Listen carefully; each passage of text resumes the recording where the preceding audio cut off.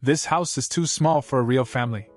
My sister scoffed, as she walked into the home I just bought for them. My mom nodded. Maybe next time, book a mansion. I smiled and said, of course.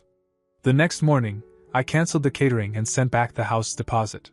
The next evening, when 30 guests showed up hungry, they saw I didn't grow up rich. Neither did my sister, nor our parents. So I don't know when exactly they decided they deserved luxury. Maybe it started when I got a better job after college. I was working in tech, not making millions, but enough to live comfortably and help my family a little. And I didn't mind helping, not at first. But over the years it went from, thanks for covering the groceries, to, you have to pay for mom's new washer and dryer, to, why aren't you contributing more? I always told myself it was temporary. That they were just going through things. That if I kept helping, eventually they'd settle down, appreciate things, maybe even get back on their feet. But no. It just got worse. When my sister, Nicole, got pregnant with her second kid and moved back into our parents' house, the guilt-tripping doubled. My mom called me every other day. Your sister's kids need their own rooms. We're all crammed in here like sardines. You're single. What do you need all that space for? It got to the point where I started feeling like a bad person for not buying them a house. A literal house. So after months of pressure, I did it. I found a small but clean place in a quiet neighborhood, 3 bedrooms, 2 bathrooms, with a tiny yard and a single garage. It wasn't huge. I couldn't afford huge, but it was new, unfurnished, and had just enough charm to feel like a fresh start. I signed the paperwork. Drained my savings for the deposit. Even booked catering for a little welcome celebration. Had the place deep cleaned, brought in new appliances, made it feel like home. I kept the whole thing a surprise. On move-in day, I drove them there myself. Told them I had something to show them. We pulled up, and my sister didn't even get out of the car at first. Just looked at it through the window and asked if this was the temporary spot. I told her no, this was for them. Their own place. She laughed. Actually laughed. This house is too small for a real family. My mom, standing behind her, shook her head. Maybe next time, book a mansion. I don't even remember what I said. I just smiled and said, of course. I was still standing in the driveway with the keys in my hand when they got back in the car and drove away. They went straight back to our parents' place. No thank you. No tour. No asking about the neighborhood. Just insulted the house and left. That night, I sat alone in the empty living room. There were trays of catered food in the kitchen, flowers by the window, and a personalized welcome mat by the door with their last name on it. I called the realtor the next morning and asked what it would take to list it again. She warned me I'd lose money reselling so fast. And I did. Nearly 10% of the house's value vanished just like that. But I couldn't look at that place again. Couldn't drive past it without remembering their faces. So I canceled the catering for the housewarming party and sent back the rest of what I could.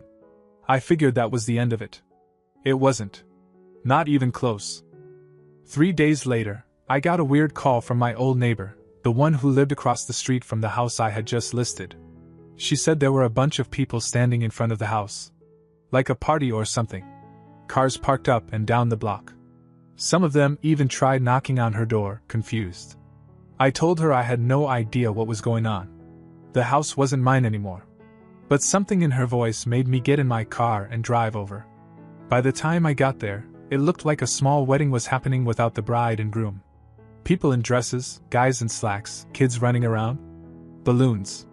Gift bags. Some guy was unloading folding chairs from a truck, looking annoyed. And then I saw Nicole and my parents standing near the front door. My dad, who hadn't been involved in any of the earlier drama, looked like he wanted to be anywhere else. Nicole was in full hostess mode. Laughing. Hugging people. Pointing toward the house like it was theirs. The problem? They didn't have a key. The house was locked. The realtor had already taken down the welcome mat. The new, for sale, sign was staked into the yard. Someone asked Nicole when the doors were opening. She turned around, saw me standing on the sidewalk, and froze. Then she walked right over. You didn't cancel the party? I told her I had 3 days ago. Her face twitched. She looked back at the guests, then back at me. You said? Of course. You said it with a smile? I reminded her what she said. That the house was too small. That it wasn't good enough. That they didn't want it. She blinked like she didn't remember. Or didn't care. That was before I told everyone. They think this is our house now. What do you expect me to do? Say we're homeless? I didn't say anything. I just stepped aside and motioned toward the "for sale" sign. The guests started to notice. One of them asked if this was some kind of joke. Another asked if the event had been moved. Nicole snapped. She turned to the crowd and said there had been a miscommunication with the realtor. That I had gotten the dates wrong, and the house wasn't moved and ready yet. She promised everyone they'd be invited back soon for the real celebration. And then she had the nerve to whisper to me that I'd better fix this before she looked bad in front of her friends. I left. The whole way home, I kept thinking maybe that was the end. Maybe they'd be embarrassed enough to finally let this whole thing go. But I should have known better. Because the next day, they showed up at my place. All of them. Nicole, my mom, even my dad, who looked exhausted before he even knocked on the door. They didn't want to talk. They wanted answers. Why did you list the house? Why would you humiliate us like that? Why didn't you warn us? They actually thought I owed them an apology. I told them I didn't want to be their ATM anymore. That the house was a gift, and if they didn't want it, that was their choice. But I wasn't going to pretend anymore. Nicole told me she had to tell people it was hers. She already posted photos. Announced it online. Her friends had seen the pictures. Her boyfriend's family was supposed to come see it next week. That's when it hit me. They hadn't just been ungrateful. They'd decided to take the gift and flip the narrative. To turn it into their win. To make themselves look generous. Accomplished. Successful.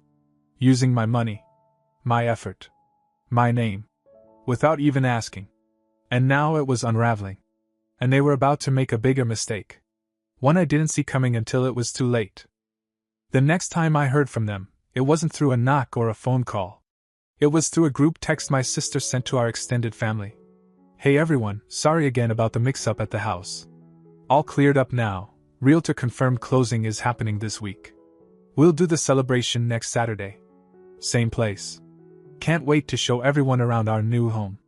I stared at the message for a full minute, trying to figure out if I was misreading something. Nope.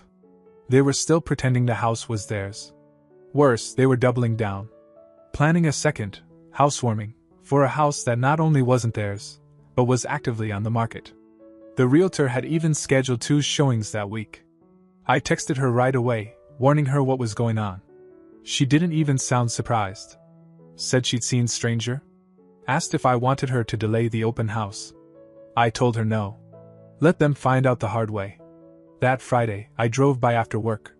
The house was still untouched, lights off, blinds drawn, lockbox on the door.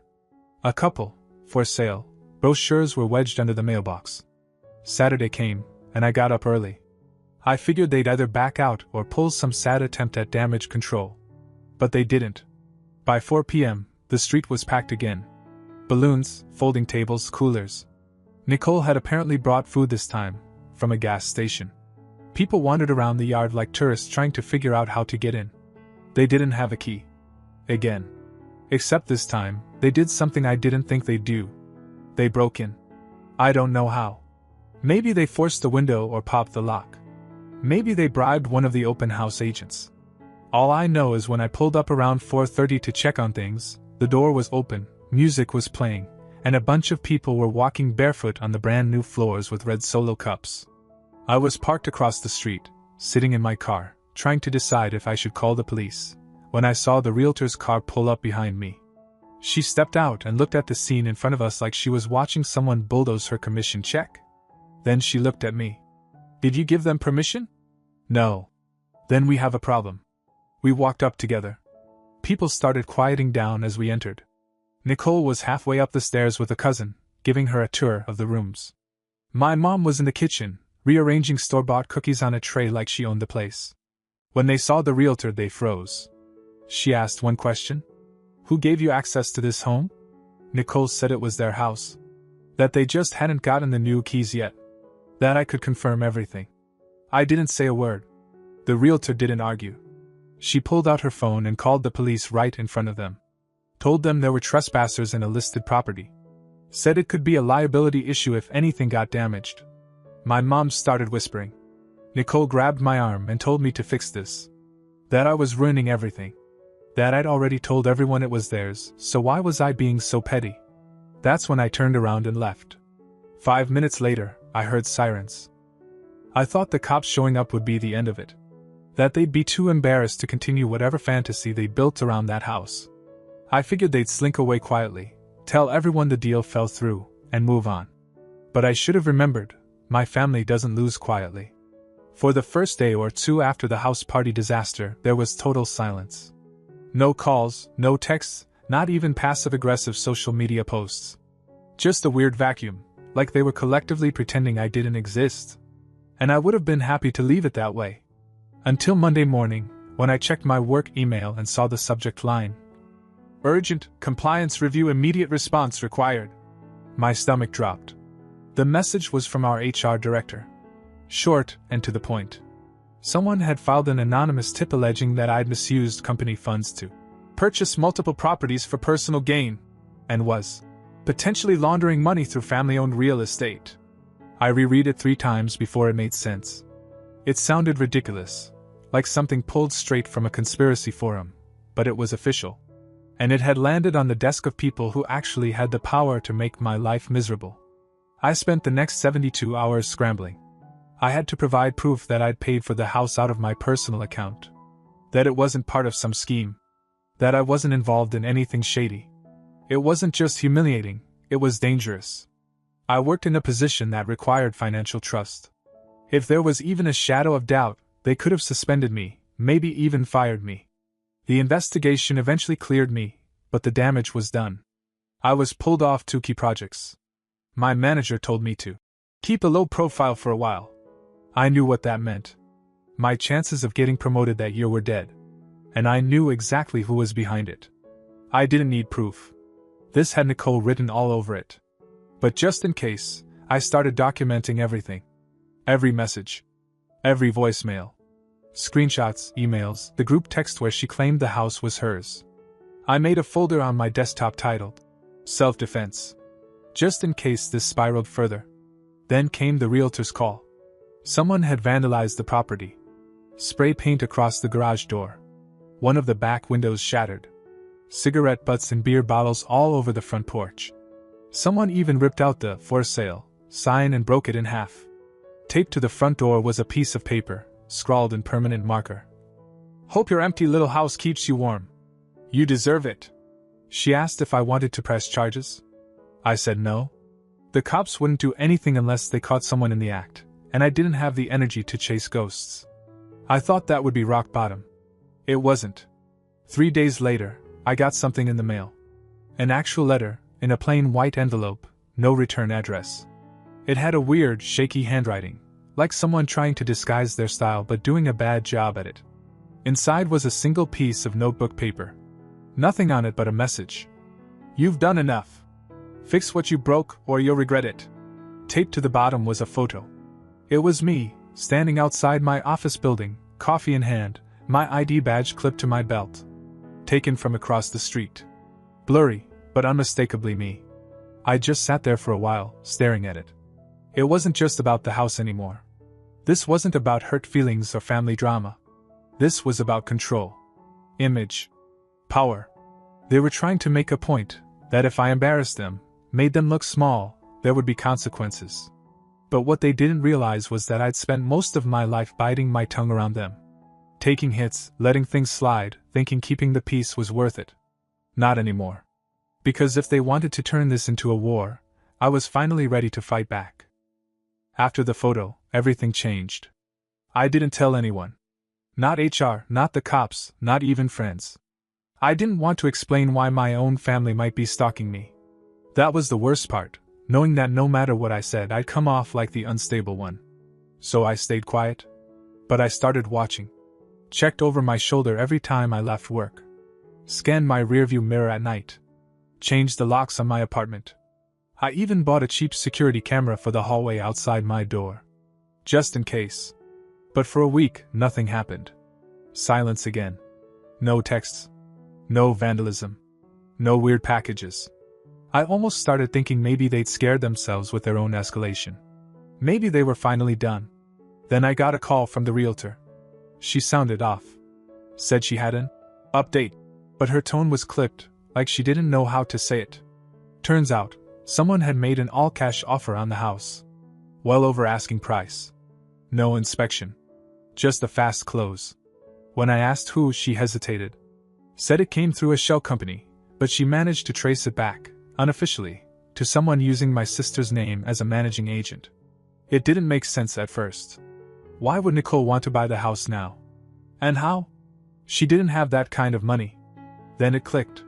She wasn't buying it with her money. She had convinced someone else to buy it for her. Probably her boyfriend. Maybe a new mark. Whoever it was, they thought they were investing in a great deal. A flipped house in a quiet neighborhood, supposedly a gift for a single mom trying to start over. She was trying to take the house back. Not because she wanted to live in it, but because she didn't want me to have the last word. It wasn't about shelter. It was about revenge. I told the realtor to stall. Said I needed a few days to think. She asked if I was sure. It was a good offer. I could recover the 10% I'd lost, even make a small profit. I said no. Then I did something I hadn't done in years. I drove to my parents' house. Nicole wasn't there. My dad opened the door and looked at me like he expected a fistfight. But I wasn't there to scream. I asked him, calmly, if he knew what was going on. He didn't even pretend to misunderstand. He just sighed and said Nicole had been telling people for weeks that the house was hers. That I gifted it but then took it back out of spite. That she was the victim. Then he said something I'll never forget. I warned her this would end badly. You think she listens to anyone? I left without another word. On the way home, I stopped by a storage unit I hadn't visited in over a year. Inside were boxes of documents, receipts, records. Everything from the past 10 years. Financial statements. Letters from my family asking for help. Screenshots. Copies of bank transfers with their names on them. And something else. A handwritten agreement, signed by Nicole 2 years ago, stating that she would repay me for a car I helped her buy. $4,000. She never paid a cent. I called a lawyer the next day. Not to sue. Not yet. I just wanted options. Because I was done playing defense. The lawyer read through everything. Quiet at first, then more focused. He asked for timelines, account details, and every scrap of evidence I had, and I had plenty. After an hour, he leaned back and said something simple. You've got leverage. More than you think. He didn't mean criminal charges. That would have been messy, drawn out, and honestly not worth it. What he proposed was faster, civil pressure. Reputation, money, legal exposure. Enough to scare them without dragging me into court for the next year. We drafted a cease and desist. Addressed to Nicole and copied to her boyfriend, the one apparently fronting the house purchase. It included detailed mentions of the fraud, the false claims, the HR complaint she'd made under a fake name, and the photograph she'd sent to my home. We attached a copy of the signed debt agreement and added a formal notice that if the harassment continued, I'd be seeking repayment, plus interest and damages, through small claims court. Then we added something else. A list of every name mentioned in the false HR complaint. Including 2 who happened to be mutual contacts between me, my employer, and her boyfriend's company. I had no plans to use it. But she didn't know that. The letter was delivered the next morning. 12 hours later, I got a text from an unknown number. You made your point. I'm done. Happy now? No name, but I didn't need one. Later that day, the realtor called again. The buyer had backed out. No reason given. I kept the house on the market a while longer, but eventually sold it to a quiet couple with a baby on the way. No drama, no fake celebrations. Just a clean deal. Nicole never reached out again. Neither did my mother. My dad sent a Christmas card that year, no message inside, just his name scribbled in the corner. The funny thing? I didn't feel triumphant. There was no great satisfaction in winning. Just relief. Sometimes people think revenge is this big, fiery moment, shouting matches, courtroom showdowns, public takedowns. But the real kind? The kind that lasts? It's quieter. It's choosing not to pick up when they call. It's selling the house and never looking back. It's realizing that being related doesn't mean being responsible. And it's finally understanding that some gifts aren't rejected because they weren't good enough, but because they were given to people who never deserved them in the first place. It's been a month now since I mailed that letter and finally shut the door on all of it. No more surprise parties, no more anonymous complaints, no broken windows or stalker photos. Just quiet. It took a while to get used to. The first week, I kept checking my camera feed like I was expecting someone to show up. I'd glance over my shoulder when leaving the office. Even kept my phone on silent, convinced another wave of chaos would come crashing in any second. But it never did. I guess when people like that realize they can't control the narrative anymore, when they lose the ability to manipulate, guilt, or twist the story in their favor, they go quiet. Not because they've changed. Just because they've lost. I heard through a mutual acquaintance that Nicole's boyfriend moved out 2 weeks ago. Apparently, he saw the letter and didn't want to get dragged into some crazy family mess. No clue where she's living now. My guess? Back at my parents' place. And them? They've gone full cold shoulder. No calls. No messages. Not even a passive-aggressive Facebook comment from my mom. It's like I never existed. But I've started sleeping better. Eating better. Working without looking over my shoulder. I even got a new project at work, one I almost lost because of their nonsense. It's nothing flashy, but it's mine. Like my peace. I think the biggest shift wasn't what they did. It's what I realized about myself. For years, I believed that helping them meant proving I was a good son, a good brother. That maybe if I just gave a little more, tried a little harder, they'd stop looking at me like I owed them something. But some people only see generosity as weakness. They don't stop taking, they just wait for the next opportunity. And the second you stop giving, you become the villain in their story. So yeah, I lost some money on that house. I lost time, energy, even part of my reputation for a minute. But what I gained was something I didn't even know I needed: clarity. No more obligations. No more manipulated guilt. Just freedom. And I plan on keeping it.